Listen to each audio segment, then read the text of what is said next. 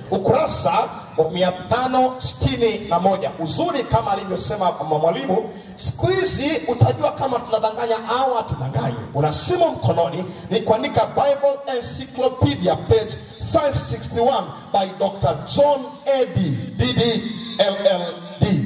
Na uhakikishe anasema hivi: Sabato ni neno la Kiebrania linaloonyesha pumziko. Jumapili ni jina ambalo wapagani waliipa siku ya kwanza ya juma kwa vile ilikuwa siku ya kuabudu jua.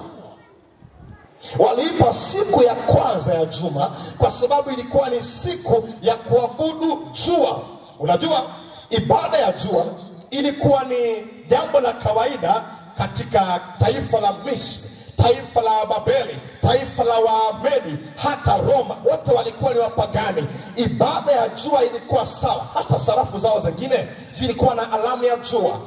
Konstantino, ambaye alikuwa ni mkuu wa madola Kirumi, aliyetawala kati ya miaka 306 mpaka 337, Konstantino aliingia balaa fulani. Aliona kwamba nchi inatikisika, uchumi unaenda kudorora. Akasema nitafanya hivi. Alikuwa ni mpagani. Nitatafuta namna ya kuboresha uchumi kwa kuunganisha upagani na Ukristo. Hivyo ndivyo alifanya. Nitaunganisha upagani na Ukristo. Sasa ile siku ya kwanza ya kuabudu jua ambayo ilikuwa inatumika na wapagani, kwa sababu alileta Wakristo pamoja, ikahamishwa kuwa sabato ya Wakristo. Na si hiyo tu. Unajua siku za Konstantine, Ukristo, kanisa na serikali na upagani vilioana sana. Vitu vingi viliingia kanisani. Kwa mfano, kuna mungu mmoja wa wapagani anaitwa Semiramis. Semiramis alikuwa na mume anaitwa Nimrod, yupo katika Biblia. Mume hasa Semiramis anadai ya kwamba mume wake Nimrod alipokufa alienda kwenye jua. Malaika walikuwa kiabudu jua sana. Semiramis kwa sababu alikuwa ni mzinzi, baada ya mume wake kufa akatangatanga akapokea mimba. Sasa ili asitengwe, manake amepata mimba na hana mume, akatunga story. Akasema mume wangu Nimrod alipokufa alienda kwenye jua. Niliamka asubuhi, miale ya jua ikanipiga tumbo, nikapata ujauzito. Na watu wakaamini. Yule mtoto akazaliwa tarehe 25 Disemba, anaitwa Tammuz.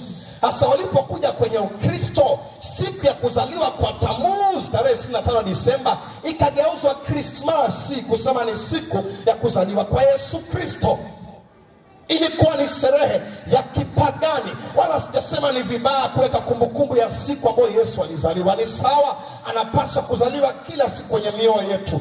Lakini si sawa kusema alizaliwa tarehe 25 Disemba. Haipo katika Biblia. Hakuna hata kifungu kimoja kinachotupatia tarehe ya kuzaliwa kwa Yesu Kristo. Kumaanisha mambo mengi yaliingizwa katika Ukristo, ikiwemo utunzaji wa Jumapili. Kitabu kimoja kinaitwa The Catholic World, ukurasa wa 809, March 1994, inasema hivi: jua lilikuwa mungu aliyeheshimiwa zaidi katika upagani.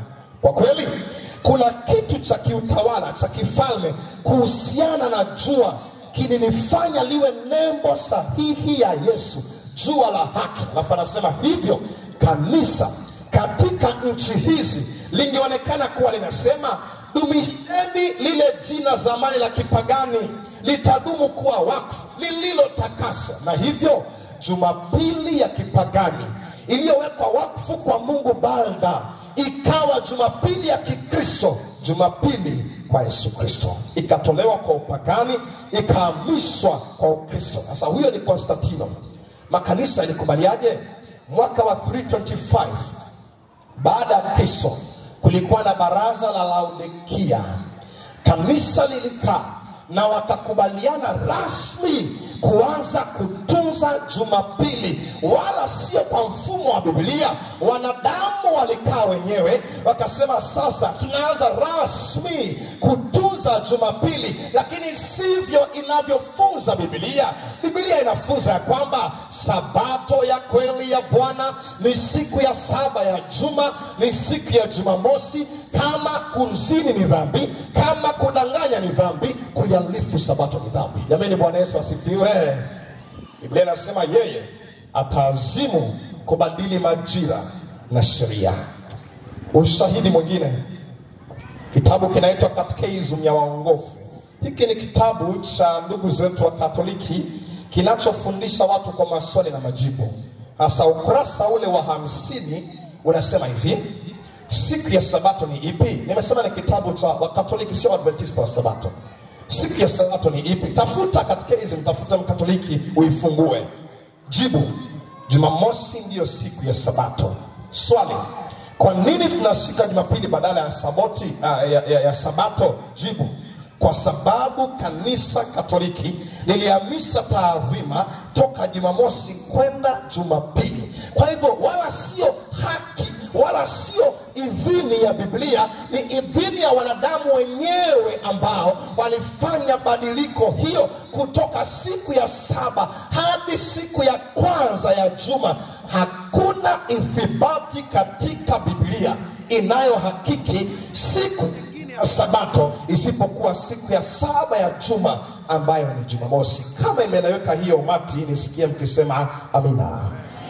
Basi unauliza, kwa hivyo wanasema wanaoabudu Jumapili wamepotea? Hasha, hasha. Inajua kuna watu waaminifu sana wenye jitihada za kumwabudu Mungu na bidii zao zote. Huenda kuna sehemu ya kweli ambayo ilikuwa imekosekana. Ndio maana Bwana anasema, nendeni mkawafanya mataifa kuwa wanafunzi, kawafunzeni. Ndio maana majuma haya mawili tumekuja kuondoa giza, tuufungue mwanga wa neno la Mwenyezi Mungu. Ila sikia, kama mtu atakufa bila kujua ukweli wa Sabato na alikuwa anaitunza Jumapili, huyo alikuwa anaitunza kwa uaminifu, ni mtoto mwaminifu wa Mungu, ataurithi uzima wa milele. Jamani, Bwana Yesu asifiwe. Lakini yeyote mwenye fursa kama hii amesikiliza vizuri mahusia na achagua kutofuata kile ambacho Bwana amekisema, ni hatari kubwa. Wala nilisema hapa, hatuitunzi Sabato ili tuokolewe. Hasa tumeokolewa tayari na tunafurahi kwa bei ya mauti ya Yesu Kristo. Sisi ni watoto wake, na kwa kuwa sisi ni watoto wake, imetupasa kuenenda na sheria za familia yetu. Jamani, Bwana Yesu asifiwe. Tuna familia, na familia ina sheria ambazo zinapaswa kufuata. Wapenzi, swala hapa ni zaidi ya siku. Swala hapa ni mwongozo wako ni nini? Ni Biblia au ni mapokeo? Ni sauti ya Mungu au ni sauti ya mwanadamu? Ndilo swala hapa. Maana Mungu anasema, Zaburi 89 mstari wa 34, mimi sitalihalifu agano langu, sitalibadili neno lililotoka midomoni mwangu, hata libadilisha. Swali ni nani Bwana wako? Ni kipi msingi wa imani yako? Ni sauti ya nani unayetia haswa? Ni nani anayekuongoza katika masuala ya dini? Ni Biblia au ni mapokeo? Ni makusudio ya watu ama ni mapenzi ya Mwenyezi Mungu? Ni kipi kinachokuongoza? Je, unatamani kuisikia sauti ya Mungu wa mbinguni ama sauti ya Baba aliye katikati? Ni nani unayetaka kumwamini? Msingi wa imani yako ni gani? Ni Biblia au ni mawazo ya mchungaji?